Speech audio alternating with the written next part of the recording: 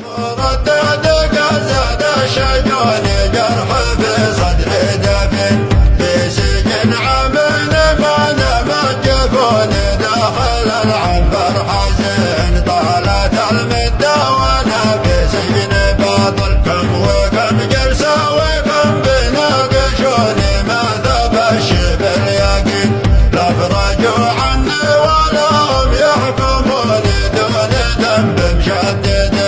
والغرض جمل عدل من المراجل كلهم يا طير مهما يجرحوني صلب قلبي ما يلين لا يبين الحق مهما يتهموني والله مع الصابرين ما يخيب انسان للرحمن سائل من اهله ومن اصدقائي يحرموني في غيابي فرحين لا قلق والعيب ما هو فالسجوني كان نبي الله سجين يوسف الصديق كان في السلاسل هكذا الاغراض ممن يحسدوني القهر للحاسدين والفرج لابد تتشفى طاعوني باذن رب العالمين يستريح القلب ويعود التواصل للبلد يا كم بتتشوق عيوني وامنياتي كل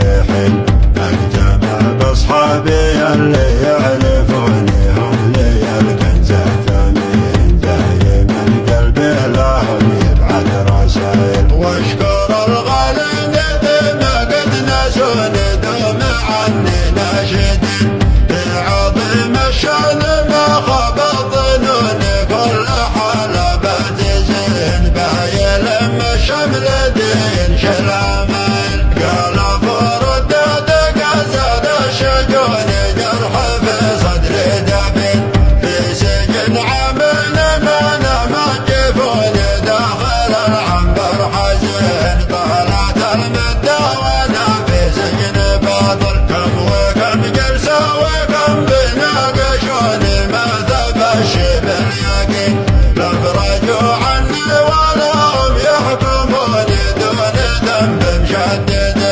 والغرض جمل عدل من المراجل كلهم يا طير مهما يجرحوني صلب قلبي ما يلين لا يبين الحق مهما يتهموني والله مع الصابرين ما يخيب انسان للرحمن سائل من اهله ومن اصدقائي يحرموني في غيابي فرحين لا قلق والعيب ما هو فالسجون كان نبي الله سجين يوسف الصديق كان في السلاسل هكذا الاغراض ممن يحسدوني القهر للحاسدين بالفرج لابد تتشفى طاعوني باذن رب العالمين يستريح القلب ويعود التواصل للبلد يا كم بتتشوق